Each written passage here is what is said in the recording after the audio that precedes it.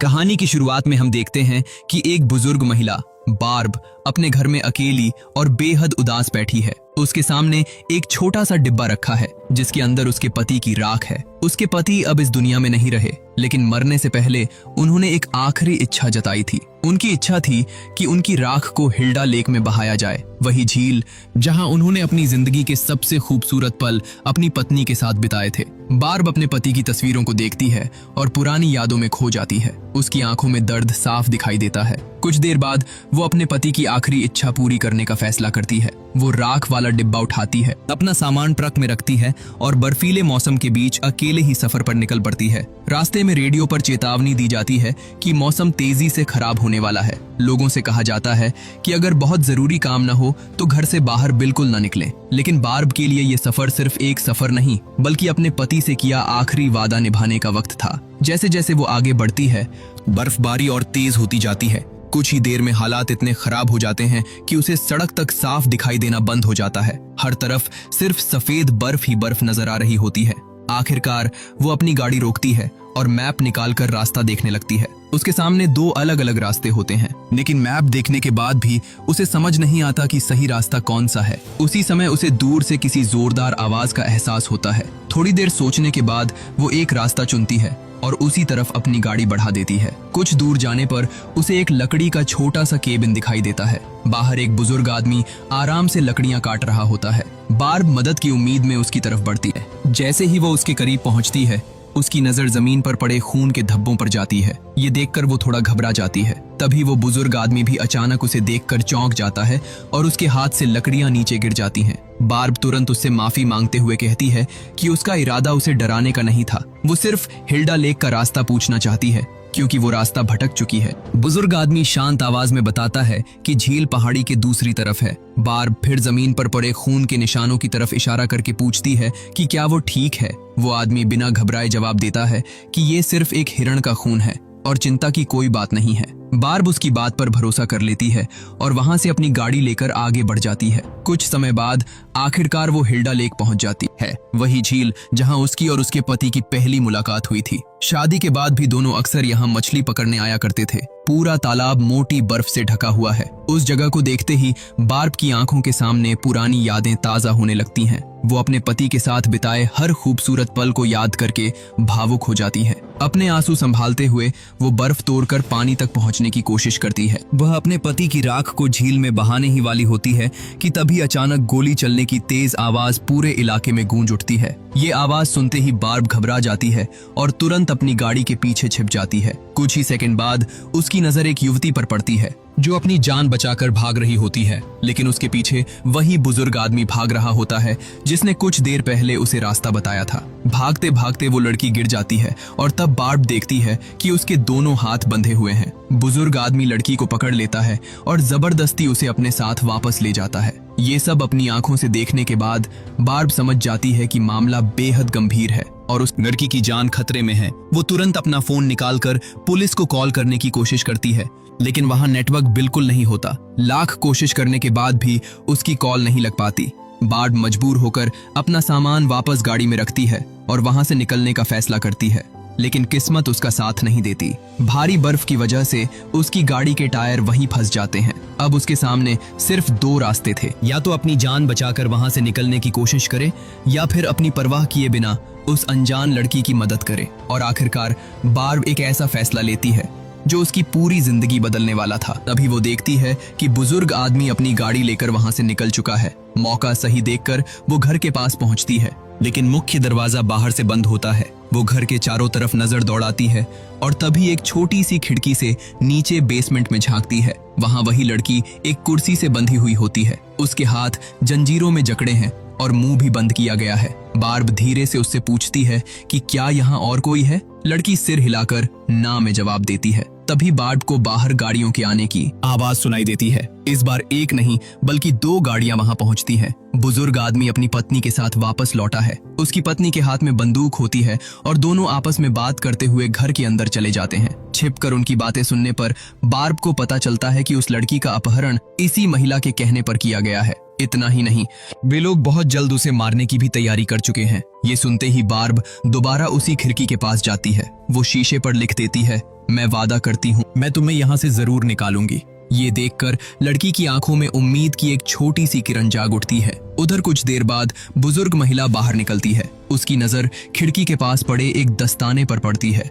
फिर वो शीशे पर लिखा संदेश पढ़ती है और तुरंत समझ जाती है कि कोई बाहरी इंसान यहाँ तक पहुँच चुका है। वो गुस्से में अपने पति से पूछती है कि यहाँ कौन आया था। बुजुर्ग आदमी उसे बार्ब के बारे में सब कुछ बता देता है। ये सुनते ही उसकी पत्नी समझ जाती है कि अब बार्ब उनके लिए सबसे बड़ा खतरा बन चुकी है। दोनों तुरंत अपनी बंदूक लेकर हिल्डा लेक की तरफ निकल पड़ते हैं। उन्हें उम्मीद होती है कि बार्ब अब भी वहीं कहीं छिपी होगी। झील के पास पहुंचकर उन्हें एक फिशिंग शैक दिखाई देता है, जिसे देखकर दोनों सावधानी से आगे बढ़ने लगते हैं। लेकिन जैसे ही बुजुर्ग आदमी कुछ कदम आगे बढ़ता है, अचानक उसके पैरों के नीचे की बर्फ टूट जाती है। वो सीधे बर्फीले पानी में गिर जाता है। दरअसल ये पूरा जाल बाब ने पहले से तैयार किया था। हालांकि उसकी पत्नी किसी तरह उसे बाहर निकाल लेती है, लेकिन ठंडे पानी में गिरने की वजह से उसकी हालत बेहद खराब हो जाती है। इधर बार्ब इस मौके का फायदा उठाकर दोबारा उनके केबिन पहुंच जाती है। वो तेजी से बेसमेंट में जाती है ताकि लड़की को आजाद कर सके, लेकिन वहां पहुंचकर उसे पता चलता है कि लड़की सिर्फ रस्सियों से नहीं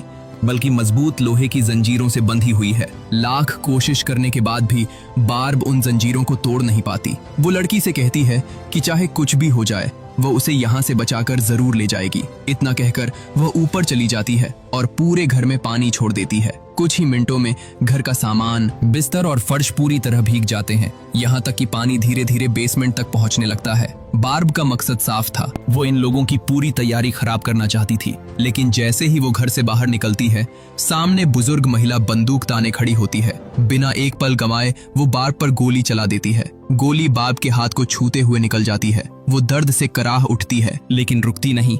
बाकी गोलियों से बचते हुए वो किसी तरह वहां से निकलने में कामयाब हो जाती है। उधर दोनों पति पत्नी घर के अंदर पहुंचते हैं। चारों तरफ पानी फैला हुआ देखकर महिला गुस्से से आग बबूला हो जाती है। वहीं उसका पति ठंडे पानी में गिरने की वजह से बुरी तरह कांप रहा होता है। दूसरी तरफ बार्ब अपनी गाड़ी तक पहुंचती है और अपने जख्म को देखती है। तभी उसकी नजर अपनी उंगली पर जाती है। उसकी शादी की अंगूठी गायब होती है। ये वही अंगूठी थी जिससे उसके पति ने उसे शादी के लिए प्रपोज किया था, इसलिए उसके लिए उसकी कीमत किसी भी चीज से ज्यादा थी। वो तुरंत वापस झील के उसी गड्ढे के पास पहुंचती है जहां वो पहले थी। अंगूठी तो नहीं मिलती, लेकिन वहां उसे बुजुर्ग आदमी की बंदूक जरूर मिल जाती है। अब बार्ब फैसला कर चुकी थी कि चाहे उसकी जान चली जाए, लेकिन वो उस लड़की को इन लोगों के चंगुल से जरूर छुड़ाएगी। बंदूक उठाकर वो एक बार फिर उसी केबिन की तरफ बढ़ जाती है। उधर कार के अंदर बैठे दोनों पति पत्नी अगला कदम तय कर रहे होते हैं। बुजुर्ग आदमी ठंड से लगातार कांप रहा होता है। उसकी पत्नी कहती है कि सुबह होने से पहले उन्हें अपना काम खत्म करके यहाँ से निकलना होगा। वो ये भी बताती है कि उसने करीब 10 साल ऑपरेशन थिएटर में काम किया है, इसलिए झील के पास ही ऑपरेशन किया जाएगा ताकि उनके खिलाफ कोई सबूत न बचे। इसके बाद वे दोनों उस लड़की को गाड़ी में बैठाकर वहां से निकल पड़ते हैं। तभी बुजुर्ग आदमी को याद आता है कि उसकी बंदूक झील के पास ही छूट गई है। उसकी पत्नी इस बात पर बेहद नाराज होती है। इसी बीच बार्ब दोबारा केबिन पहुंचती है, लेकिन इस बार बेसमेंट पूरी तरह खाली होता है। लड़की को वहां से ले जाया जा चुका होता है। बार्ब दर्द से कराह रही होती है। उसके हाथ का जख्म लगातार खून बहा रहा होता है, लेकिन वह हिम्मत नहीं हारती और खुद ही अपने जख्म पर टांके लगा देती है। इसके बाद वह बाहर खड़ी उनकी गाड़ी का शीशा तोड़ती है और उसके रेडियो की मदद से पुलिस तक संदेश पहुंचाने की कोशिश करती है। वह पूरी घटना और अपनी लोकेशन बताना शुरू ही करती है। तभी अचानक पीछे से वही बुजुर्ग आदमी लौट आता है और बार्ब पर हमला कर देता है। बार्ब अचानक हुए हमले से घबरा जाती है, लेकिन वह हार नहीं मानती। दोनों के बीच हाथापाई शुरू हो जाती है और मौका मिलते ही बार्ब उस बुजुर्ग आदमी के पैर में चोट पहुंचा देती है। इसके बाद वह उसकी ही बंदूक उस पर तान देती है। डर के मारे वो आदमी कहता है कि उसने जो कुछ भी किया वह अपनी पत्नी के कहने पर किया था। उसकी पत्नी बहुत बीमार है। जिस लड़की का उन्होंने अपहरण किया है उसे इसलिए चुना क्योंकि वो पहले भी अपनी जान देने की कोशिश कर चुकी थी। वो अपनी गलती मानते हुए कहता है कि उसे अपनी पत्नी का साथ नहीं देना चाहिए था। ठंड और चोट की वजह से उसकी हालत भी लगातार बिगड़ रही थी। तभी वो बार्ब की खोई हुई शादी की अंगूठी वापस कर देता है। बार्ब को उसकी बातों पर यकीन हो जाता है। वो उससे कहती है कि अगर उसे सच में अपनी गलती का पछतावा है तो वो तुरंत शहर जाकर पुलिस को खबर करे और उसके बाद अस्पताल चला जाए। जाने से पहले वो आदमी बार्ब को कुछ गोलियां भी देकर वहां से निकल जाता है, लेकिन रास्ते में उसकी पत्नी उसे रोक लेती है। वो पूछती है कि वो कहाँ जा रहा है। आदमी साफ कह देता है कि अब वो ये सब और नहीं कर सकता, उसे डॉक्टर की जरूरत है और जो कुछ वे कर रहे हैं वह पूरी तरह गलत है। इतने में उसकी पत्नी की नाक से फिर खून बहने लगता है। वो कहती है कि अगर उसे नया लीवर नहीं मिला तो वो ज्यादा दिन जिंदा नहीं बचेगी। इतना कहते ही वो अपने ही पति पर बंदूक तान देती है। इधर बार्ब अपनी गाड़ी के पास पहुंचती है। वो फ्यूल टैंक खोलकर उसमें आग लगा देती है और जलती हुई गाड़ी को आगे धक्का दे देती है ताकि उठता हुआ धुआं दूर से किसी की नजर में आ जाए। कुछ देर बाद उसे सड़क से आती गाड़ी की आवाज सुनाई देती है। वो तुरंत वहां पहुंचती है और राहत की बात यह होती है कि इस बार सामने पुलिस की गाड़ी होती है। बार्ब बिना देर किए उन्हें पूरी घटना बता देती है। पुलिस और बार्ब तीनों मिलकर उस केबिन तक पहुंचते हैं, लेकिन जैसे ही दोनों पुलिस वाले आगे बढ़ते हैं, अचानक बुजुर्ग महिला बाहर निकलती है और उन पर ताबड़तोड़ गोलियां चला देती है।